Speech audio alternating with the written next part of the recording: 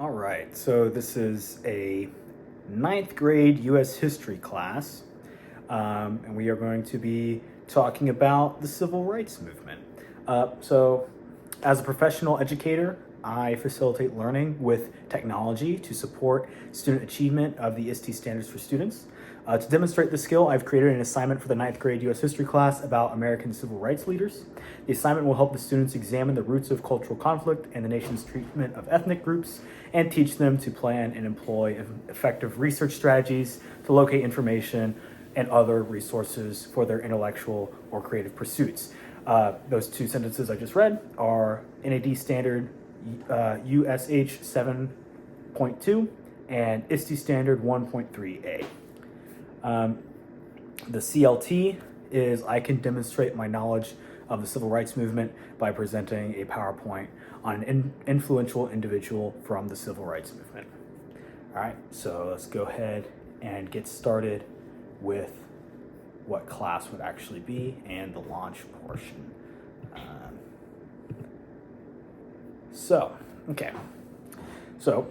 Hello class. Today we're going to be talking about segregation, some civil rights movement leaders, and we're going to start off with a little game. I guess it's a game, but so basically, here's a picture of a railroad and a train. Basically, what I want you to do is I want you to guess whether the image on the screen is an example of a segregated place or industry or service. So, does anyone think that railroads, trains were segregated? Yeah, that's correct. They were. Let's go on to buses. Probably know this one. Yes or no? Was it segregated? Yes, buses were. We'll talk a little bit more about buses later. So bathrooms, were they segregated? Yes, absolutely they were. Now, what about even water fountains? Water fountains, surely not. Yeah, they actually were. Water fountains were also segregated. So let's do a quick little recap on what we've learned about the civil rights movement so far. So we talked about Reconstruction a little bit, which is right after the Civil War. And we had 3 amendments right after the Civil War. We had the 13th Amendment, which outlaws slavery. We had the 14th Amendment, which meant that no state can take away anyone's rights without a trial. And then the 15th Amendment, all citizens have the right to vote, including the freed slaves, right? So moving on to Jim Crow laws, basically Jim Crow laws, just a fancy word for segregation. And then that was taking place basically right after the Civil War all the way up to the 1960s, right? So this was taking place in the former Confederate states in the South. They were kind of unhappy that they couldn't have slavery anymore, and there was still a lot of racism in the South. So they were trying to find ways to keep white people on the top of the totem pole, so to speak, and black people on the bottom of the social hierarchy. So like we just talked about with buses and trains and water fountains, etc., those are all examples of services or places in those states that would have been segregated. Black people would have their own buses, white people would have their own buses. Or black people would have to sit in the back of the bus, white people could sit in the front. Black people would have their own bathrooms, their own restaurants, their own barbershops.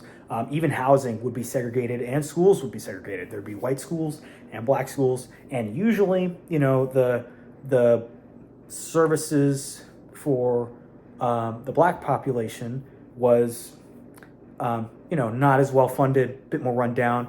Black schools obviously would not have had as much money from the state, and so on and so forth. And then another important term to know is lynching. A lot of lynching happened during these times, and that's basically a mob murdering an individual for an alleged offense without trial.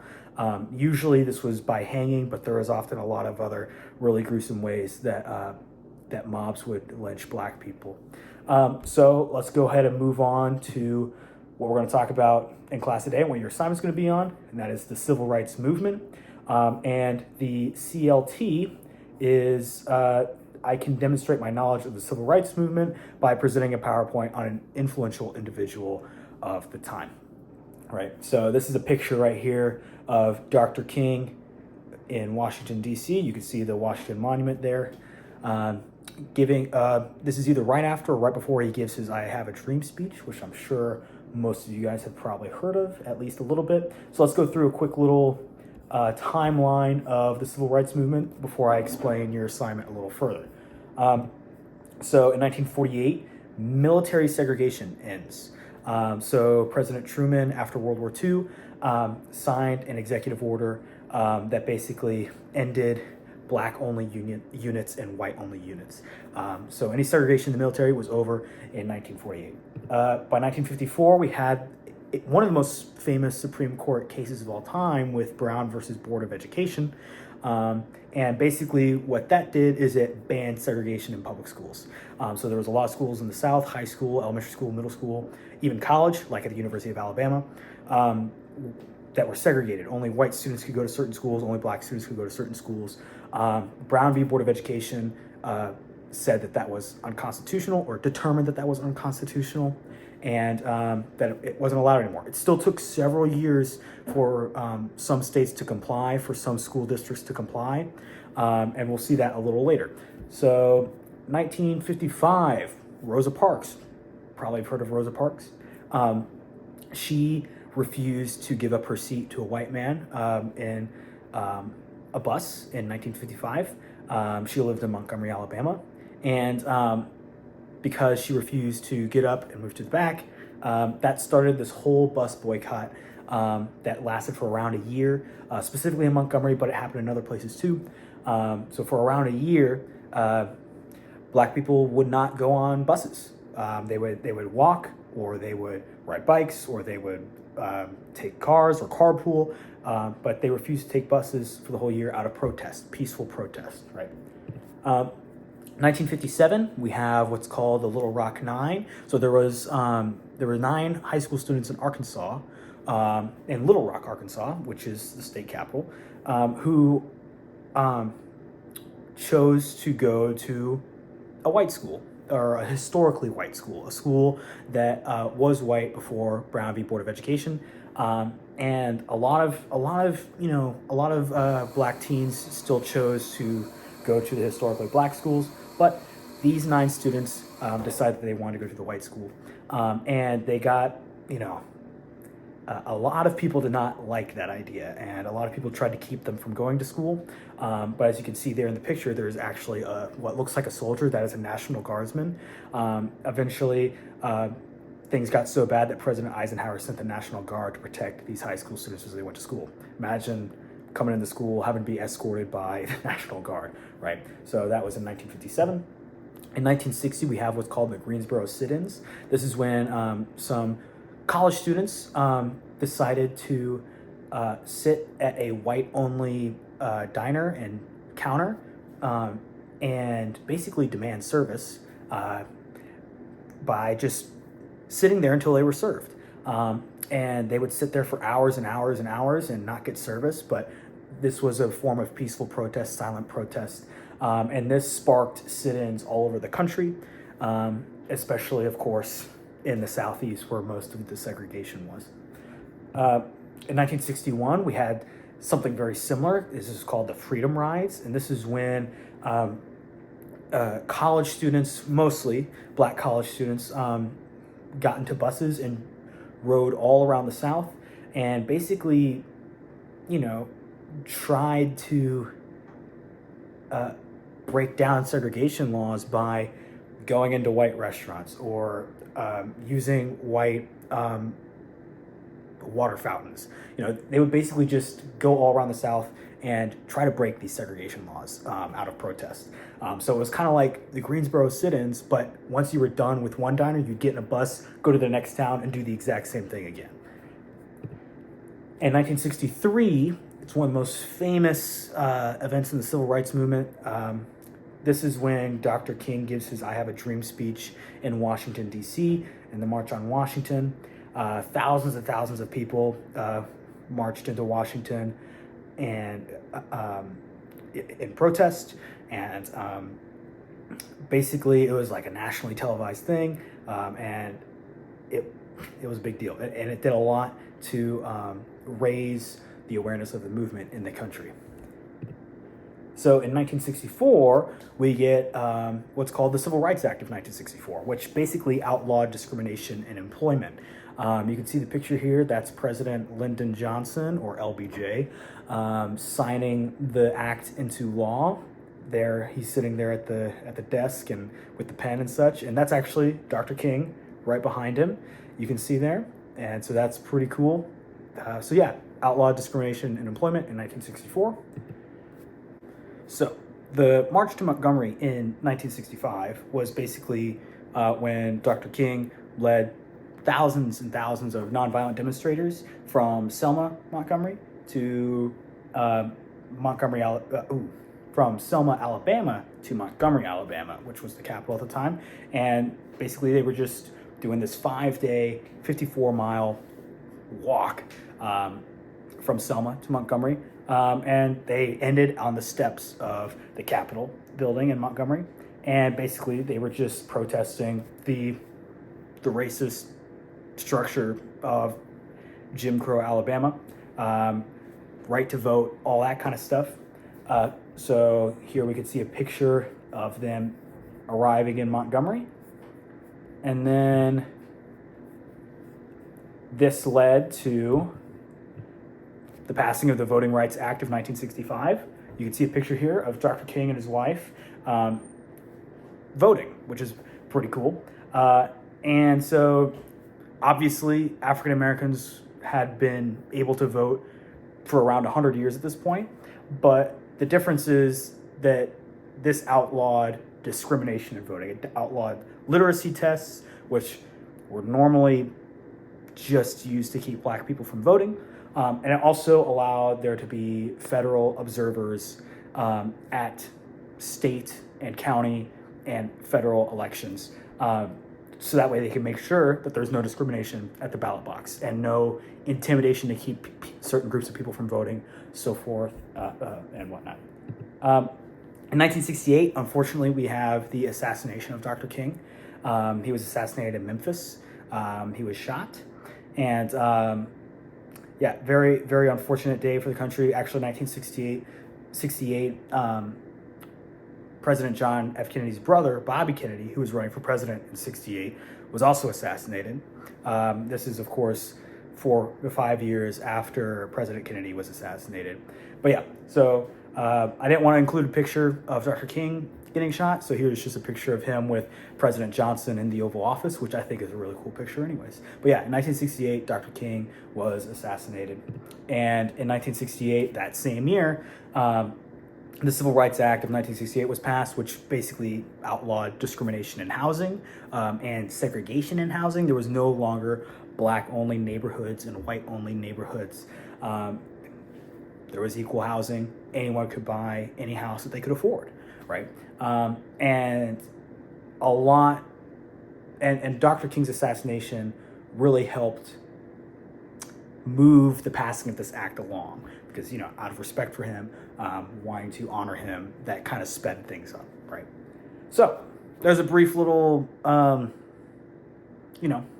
run through of some major events in the civil rights movement. So now let's talk about your assignment. So let me pull up your assignment here. So yeah, what you guys are going to do is you're going to create a PowerPoint presentation about a certain individual from the civil rights movement. It could be, Dr. King. He's obviously, a big one that you could do. It could be Rosa Parks, who was also brought up. It could be Malcolm X. It could be someone that you might not necessarily think of, but they had a big part to play in the civil rights movement, like President Johnson, who passed several of the acts, or President Kennedy, who was a big supporter of Dr. King and the movement, or President Eisenhower, who signed the Civil Rights Act of 1957. But I would suggest choosing someone who was active in the movement specifically and not necessarily just like they signed it into law, right? So that could be, like I said, Dr. King, Rosa Parks, Malcolm X, any of these guys. It could be a specific person, like in the Little Rock Nine. That might be really cool. It could be like Thurgood Marshall, who was part of the Brown v. Board of Education. He was one of the lawyers on that case who argued for the banishment of segregation. It could also be someone. It could also be someone who took part in the freedom rides or the sit-ins. Maybe people who are a little less famous, but there's definitely information about these people out there, right? So just someone that you find interesting, and that you want to learn more about, and that you think other people should know about. Create a little biographical PowerPoint, around 7 to 10 slides, on their life, why they're important, what they did during the civil rights movement. And basically what this is going to do is it's going to help you learn some research methods, right? You're going to have to find at least 3 sources to base all these things on. And we'll talk about what are credible sources and not credible sources in a second. And let me just show you, let's go back on the PowerPoint a little bit, and I'll show you a good example. I'll show you examples of good PowerPoint and bad PowerPoint. Okay, so at the very beginning of the PowerPoint, when I had the was this segregated, was this not, kind of a bad PowerPoint at the beginning here, right? The pictures are kind of grainy. They don't look very good. I could have chosen better pictures. The words, not too bad, right? But let's look at slide 6 here. When I start to review Reconstruction, 1 picture, 3 bullet points, all right? Notice the bullet points are short, all right? They're not paragraphs. I don't want paragraphs on here. I don't want you, when you're doing your presentation, to be just reading off your PowerPoint, right? Just have little notes on there to remind you what to talk about. But when you're talking, you should be looking at the class. You can have like note cards that you can look at, right? But if it's on the PowerPoint, keep it short, keep it sweet. It's just little points to help us follow you in the presentation, all right? I don't want you to just have your back to the rest of the class and you're just reading what's on the PowerPoint, okay? Have really cool pictures, have short little notes, short little bullet points, right? So on this next slide, the Jim Crow laws, right? Really interesting picture, the colored waiting room sign, and then again, just 3 short little bullet points, okay? Not even full sentences. I don't even put periods on some of those, right? And so then we keep going into these slides that are kind of doing a quick little survey of the civil rights movement in the 60s, right? So it's like 1 big picture, 1 little line of words to let you know what's happening. And if you notice, when I was presenting, right, I wasn't just reading off the screen. I had a cool picture to catch your attention, and then I had something to remind me what I was needing to talk about, and then I just talked about it, right? I didn't just read it off the screen. I had a little bit of good information that you guys would need to know, like military segregation ended, that took place in 1948. That's something you could take a note on, right? 1948, military segregation ends, right? I didn't have a whole paragraph that I just copied from Wikipedia and put on there, right? All right, so once again, 10 slides, 7 to 10 slides, 3 sources on somebody who was involved in the civil rights movement, an influential individual of the civil rights movement from the 1960s, all right? Late 1950s to 1960s, like 55 to 69, right? That time period. And then I don't want you guys using Wikipedia. That's not a credible source, right? So here's some examples of credible sources you can use. History.com is great. Encyclopedia Britannica is great. Any encyclopedia you find in the library that's not online, you don't have to use books. You can use all your sources can be online, but books are fine. Go to the Library of Congress, on the internet. Great stuff on there. You'll find a lot of credible information. You'll find a lot of primary sources, which you might not know what that means, but if you do, and you want to ask me about it later, you'll find a lot of great primary sources in the Library of Congress. National parks. You think that they're just about nature and wildlife? They have some great historical stuff on there that is credible and that you can find. The NAACP, does anyone remember what that means? That stands for the National Association for the Advancement of Colored People. They have a lot of great biographies about people on there, and a lot of great information. That's a great source to use. Biography.com is another great source. And then any academic website from a university, like Stanford or even a small college like Southern.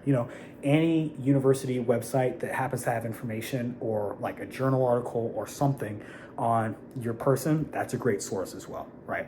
So you need to use 3 sources at least, 7 to 10 pages, 7 to 10 slides, and your presentations will be due on, it'll be due at the end of next week, all right? So for the rest of this class period and over the next several class periods, we'll work on the presentations, right? And then once they're completed, we'll have 2 class periods to present, okay? And at the end of the presentation class periods, we're gonna have a quiz over on your classmates' presentations, so that way you're listening to your classmates, all right? So, yeah, that's pretty much it. So, if you have any questions for me, I'm up here at my desk, and go ahead and get started on your research. Come let me know who you want to do your presentation on, so that way we make sure we don't have someone doing the same person, all that kind of stuff. And yeah, get started.